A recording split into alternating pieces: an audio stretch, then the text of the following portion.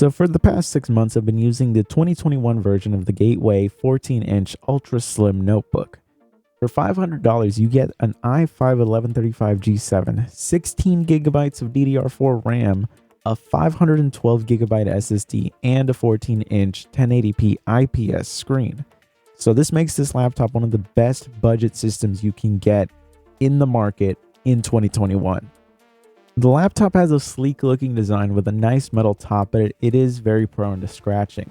The rest of the chassis is made out of plastic, and it's not exactly the highest quality plastic. It can feel cheap, but after 6 months of daily use, there still isn't really any major signs of wear or tear to the chassis itself. The keyboard itself is a very comfortable layout. It's a very comfortable typing experience, and I really didn't have any issues with that at all. What really lets it down is the lack of a backlight, which would make the usability of this laptop in a dark room environment a lot better. It's really the biggest limiting factor to this keyboard. Now, another nice feature included with this laptop is actually a very easily accessible secondary SSD slot at the bottom. Pretty much just open that up, you can slot in another SSD. Now, in terms of ports, we have a pretty decent assortment. On the one side, we have a charging port, full-size USB-A 3.0, a full-size HDMI, and a USB Type-C.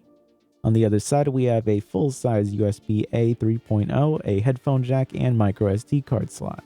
Now moving on to the display, it is not the greatest. It is a 1080p IPS display, but it's not very bright. Specs-wise, it's said to cap out at 250 nits. I would be surprised if it was actually even reaching the full 250 nits.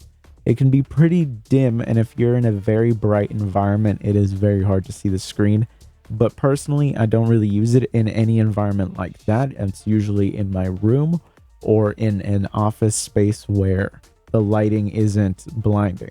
So it's usable pretty much everywhere, but it is one of those things where it was clearly a cost-cutting move to go with a cheap display.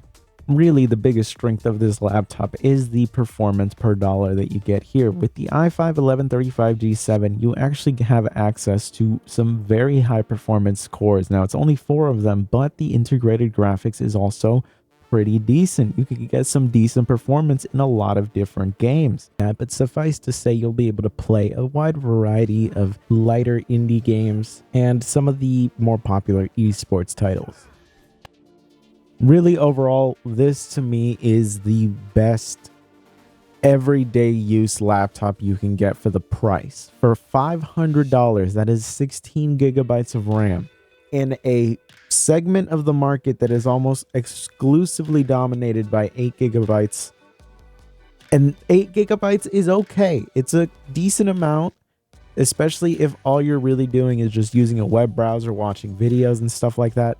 But as soon as you start to do anything productivity related, you know, like actually using Excel to a significant amount, or if you do photo editing, or if you're even trying to do video editing, 8 gigabytes can be the limiting factor. There are a lot of these mobile CPUs that will do a decent job editing if you just feed them enough RAM, and this is one of those laptops as well.